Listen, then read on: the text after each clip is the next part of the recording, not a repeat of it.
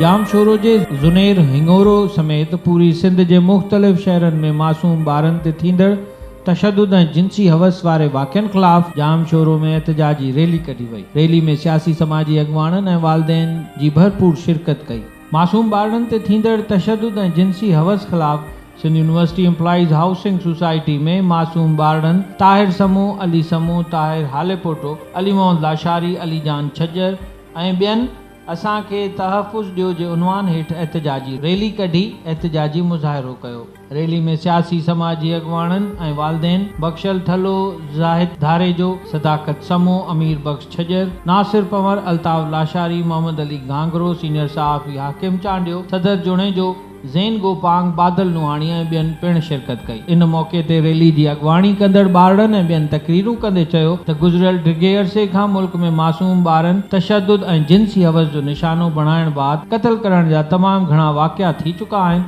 ऐं अहिड़ा वाक़िआ दर्जगाहुनि वारे शहर जाम शोरो में बि थी रहिया आहिनि, जंहिंजो ताज़ो मिसाल ज़ुनैरा हिंगोरो जो वाक़िओ आहे। अहिड़नि वाक़िअनि खे रोकण लाइ हुकुमरान धुरियूं या मुक़ामी इंतज़ामियूं मुकमल तौर ते नाकाम रहियूं आहिनि। हिननि मुतालबो कयो त मासूम ॿारनि खे तहफ़ुज़ ॾेई जिनसी हरासां वाक़िअनि में मुलवस माण्हुनि खे गिरफ़्तार करे सख़्त सज़ायूं ॾिनियूं वञनि। इन मौक़े ते एहतजाजी रैली में सियासी समाजी अॻवाननि ऐं वालिदैन पारां हथनि जी ज़ंजीर ठाहे एहतजाज कंदड़ ॿारनि खे गोल दायरे में आणे उन्हनि खे तहफ़ुज़ जो यकीन ॾियारियो। Hakim Chandio, Jam Shoro, voice of Sindh TV, London.